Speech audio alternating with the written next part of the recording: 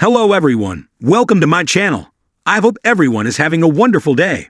Before starting the video, please go ahead and hit the subscribe button and give this video a like up. If only there was something happening on Young and Restless aside from musical CEOs. Sharon's story, of course, is a little something different. It's taken a turn for the disturbing, and is arguably the most intriguing plot on the go at the moment. Here's a look at what's happened and what's coming up. Billy and Chelsea's breakup was emotional, and his subsequent scenes with Connor were sweet. But it didn't escape my attention that he made himself instantly available to that kid for a lengthy chat when his own daughter recently had to battle for a scrap of his time. Moving forward, it's clear we're headed for an Adam and Chelsea reunion, with Connor spearheading the campaign to get them back together. Little does he know they already have a head start. I'm not a fan of the way they're downplaying what Adam had with Sally, nor do his sudden supposed feelings for Chelsea make sense to me. The vibe just isn't there between the characters on screen. As is the case with so many others, I don't know where they could take this story to make it interesting. Lily was turfed out of Abbott Chancellor, only to find herself in Victor's office trying to cut a deal. I had high hopes for this plot twist, but alas, she gave Victor the information he needed without getting anything in writing.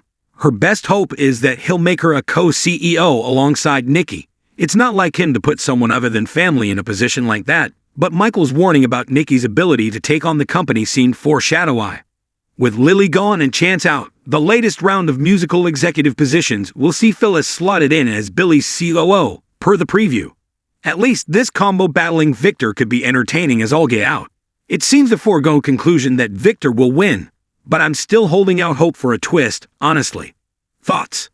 Billy working with his ex, Phyllis, and growing ever closer to his commiseration companion, Sally, could be the setup for a whole new unforeseen love triangle down the road. All I know is that when Phyllis and Sally clashed in the past, it was hella good fun.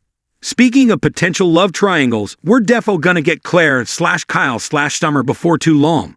Summer may be into Chance at the moment, but it doesn't take a rocket scientist to figure out that she's not going to enjoy seeing Kyle with Scary Poppins. After all, she and Kyle didn't split because they fell out of love. Chance's decision to almost certainly go back to being a cop comes at a fortuitous time because it seems like his ex, Sharon, is poised to commit a serious crime against Daniel Romolotti. Fantasizing about the guy being dead was the first clue, and the preview with Sharon telling Cameron his idea was repulsive was a giant red flag. Of course, Sharon and Cameron are of one mind at this point, and he pointed out it was actually her idea. It doesn't bode well for Daniel, and I'd expect Sharon to spiral towards some sort of attack on him as this portion of the story climaxes. But it won't stop there. Phyllis versus Sharon will blow up again as a result, I'm sure. As for what's behind Sharon's psychosis, it was a twist and a half when Mariah discovered her mom was taking her pills. Find out the truth about Sharon's mentor. Cole's defiance of Victor was spicier than his bedroom scene with Victoria, which lasted all of 3 seconds. With them fully clothed, Audra and Nate were a different story. Hot, Lucy's proving to be a chip off the old block, with the block including Sheila Carter, Daisy Carter, and Phyllis. I've been waiting for Diane to revert to type since she returned, so here's hoping her spinning out over Kyle is a precursor to something dramatic. The opinions expressed are my own. Please feel free to share your thoughts on this week's Young and Restless in the comments. In the ever-turbulent world of Genoa City, where drama and deception swirl as routinely as coffee in the Newman Enterprises break room, no one could have predicted the latest bombshell to drop on the soap opera scene. Sharon Collins, the beloved and enduring character known for her tumultuous journey through love and loss, stands accused of the unthinkable. The question on everyone's lips is, did Sharon kill Daniel Romolotti? For those who haven't been keeping up with the feverish pace of the Young and the Restless, let's recap the shocking chain of events that has led to this scandalous cliffhanger. Sharon, portrayed with such emotional depth by Sharon Case, has always been the epitome of vulnerability wrapped in a veneer of strength. Her life has been a soap opera unto itself, with betrayals, heartbreaks, and even a few stints in mental health facilities. But nothing could have prepared fans for the twist that has now gripped Genoa City: the murder of Daniel Romolotti, a character whose own life has been a roller coaster of highs and lows. Daniel Romolotti, played by Michael Graziadei, has had his fair share of drama. From his troubled childhood to his tumultuous relationships, Daniel has always been a character full of contradictions. Yet in recent months, Daniel had been trying to turn his life around, focusing on mending relationships and making amends for past mistakes. It seemed like he was finally finding his way. But as they say in the world of soap operas, things are never as they seem. The accusation that Sharon might have killed Daniel is a shocking development that has sent ripples through the fan base and the fictional town of Genoa City. To understand this twist, we need to delve into the events that led up to the dramatic confrontation. Sharon and Daniel's paths crossed again when Daniel returned to Genoa City, seeking reconciliation with his estranged family and attempting to bury old grudges. Sharon, as usual, found herself entangled in the web of drama that surrounded the Romolotti family. Despite her own attempts to stay out of trouble, Sharon's compassion and willingness to help often land her in the middle of crises she hadn't anticipated.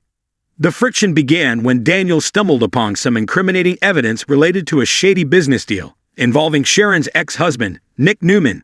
Sharon, always the peacemaker, found herself caught between loyalty to her family and her desire to protect Daniel from the fallout. The tension escalated when Daniel threatened to expose the evidence, putting Sharon in a precarious position where she was forced to confront her own fears and insecurities. The fateful night in question was shrouded in mystery. According to witnesses, Daniel and Sharon had a heated argument at Crimson Lights, the local coffee house where many a soap opera drama has unfolded. The argument was intense, with Daniel accusing Sharon of betrayal and Sharon desperately trying to defuse the situation. The altercation ended abruptly when Daniel stormed out, leaving Sharon visibly shaken. Later that night, Daniel was found dead in his apartment. The initial signs pointed to foul play, and the shocking revelation that Sharon was one of the last people to see him alive only fueled speculation.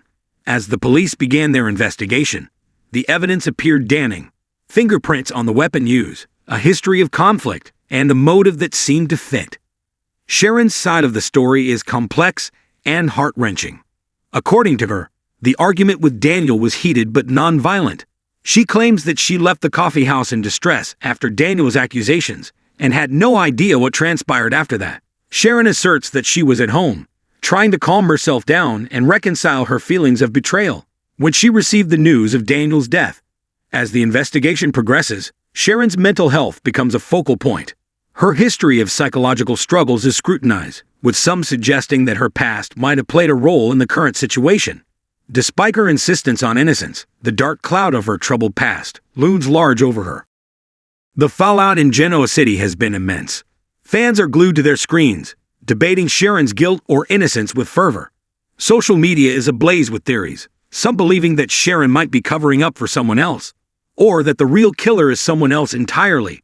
The Romolotti family is devastated, with Daniel's father, Danny, struggling to cope with the loss and grappling with his own suspicions. Nick Newman, Sharon's ex-husband, is torn between his love for Sharon and his need for justice for Daniel. The complexity of their shared history only adds to the tension. Meanwhile, other characters are beginning to question their own allegiances and whether they might have missed crucial details that could exonerate Sharon or point to another culprit. As the plot thickens, the show's writers have masterfully kept audiences on the edge of their seats. Will Sharon be cleared of the charges, or is there more to the story than meets the eye? The potential for multiple twists and turns remains high, as soap operas are known for their unexpected developments. The final revelation is yet to come, but one thing is clear. Sharon's fate will undoubtedly have a profound impact on the lives of those around her. The emotional depth of her character and the complexity of her relationships ensure that whatever the outcome, it will be felt deeply by both the characters and the viewers. In the world of the young and the restless, where nothing is ever as simple as it seems, the question of whether Sharon killed Daniel Romolotti will likely be answered with a dramatic twist.